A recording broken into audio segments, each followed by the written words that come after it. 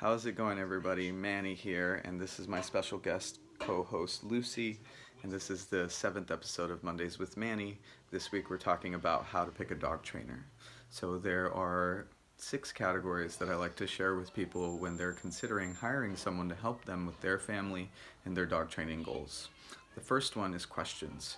It's so important that you have a very close look at how many questions a prospective trainer is asking you in that initial consult. If there's one thing as a teacher that I know over the years has been tried and true, it's that the students that ask the most questions are the most genuinely interested in the information you have to share. So it's the same when you're considering a dog trainer to help you with your family. If they're asking a lot of questions on background and circumstances and things you've tried, haven't tried, you can make a safe bet that they're likely going to stick with you and stay committed to supporting your family through that training journey. Questions are really important. The next one, explanations. This is equally as important. You want to make sure that when someone is talking to you about specific exercises or equipment or methodology or approach or whatever it is, anything dog training, are they giving you very detailed explanations for the things that they're recommending? Why is it that they're recommending that thing? Why does it work? How did they come to that conclusion? How will it benefit your dog and your family? These things are important. If you're not getting detailed explanations, you want to use caution in proceeding with that particular person. Getting a lot of detailed explanations, you can bet that you're probably in good hands. And so the next one is coaching. You want to make sure that, again, when you're considering that person to help you to take on your family's needs, you want to make sure that you're not making the decision based off of what their abilities are like as a dog trainer, or at least solely on their abilities as a dog trainer. You want to make sure that they're a really good coach, right? Are they going to constructively critique the things that you're doing to help you improve? Are they going to motivate you? Are they going to check up on you, right? All the things that a coach would normally do, that's what you need a dog trainer to be. You don't need just someone who's skilled with dogs, right? But the next category is dog training, right? You want to make sure that that person isn't just someone who is really good at explaining things, but can they also achieve results with the dog, right? Do they have a detailed understanding of behavior? Can they get results as a dog trainer? So those two kind of go hand in hand. You need someone who's skilled with dogs, who's also really skilled with people and explanations, right? So a lot of these are interchangeable, but you want to make sure that it's clear that you're finding someone who is going to help you also accomplish the things that they were able to do with your dog, right? Makes sense? And so the next one is deviation.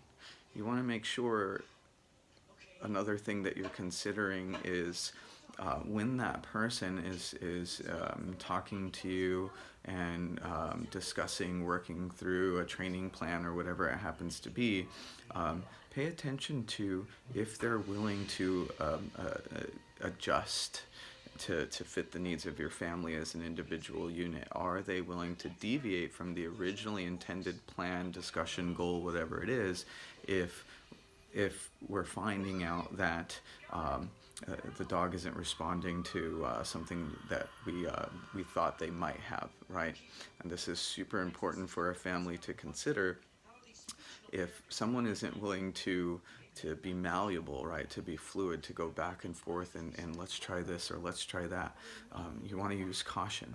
You want to make sure that they understand that this is a dynamic interaction, right? Not always is the same thing going to work with the same dog, right? We're not looking for a cookie cutter approach to dog training. We want to make sure that they're supporting your family as an individual and we're addressing your individual circumstances, right? So deviation is important. Let's be fluid in this dog training conversation, right?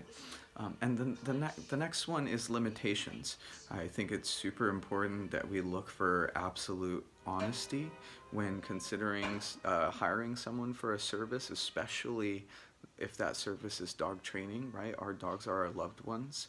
It's really, really important that a person is absolutely honest when they're considering taking on you and your family as a case for them, right? Are your needs outside the scope of what they normally do? Or if not, right, if they do know how to help you and your family, do they have the time to?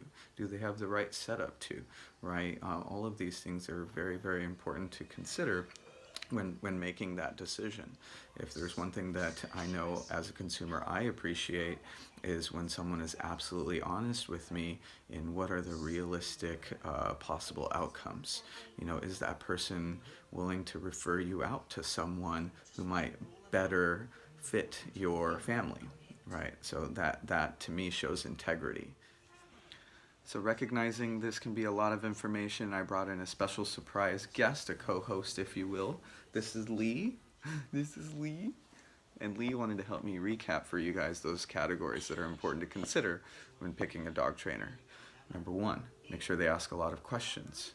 Number 2, make sure they give you a lot of detailed explanation. 3, make sure they can fill the role of coach.